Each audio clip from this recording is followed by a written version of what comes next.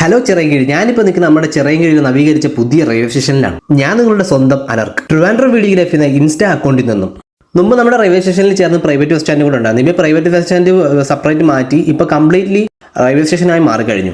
ഒരുപാട് മരങ്ങളൊക്കെ ഉണ്ടായിരുന്നു, അതൊക്കെ നമുക്ക് നഷ്ടമായി. പക്ഷേ എന്നാലും നമ്മുടെ റെയിൽവേ സ്റ്റേഷൻ വേറൊരു ലെവലായിട്ട് മാറിയിട്ടുണ്ട്. അതാണ് നമ്മുടെ പുതിയ സ്മാർട്ടായിട്ടുള്ള റെയിൽവേ സ്റ്റേഷൻ. നമ്മളെ പണ്ടത്തെ റെയിൽവേ സ്റ്റേഷനും ഇപ്പോഴത്തെ റെയിൽവേ സ്റ്റേഷനും ഒന്ന് നോക്കണേ, സെറ്റായിട്ടുണ്ട്. ഇപ്പോൾ അവിടെ യാത്ര ചെയ്യുന്നവർക്ക് അറിയാം, പണ്ട് യാത്ര ചെയ്തവർക്കും അറിയാം പഴയ റെയിൽവേ സ്റ്റേഷനും ഈ റെയിൽവേ സ്റ്റേഷനും തമ്മിലുള്ളൊരു വ്യത്യാസം.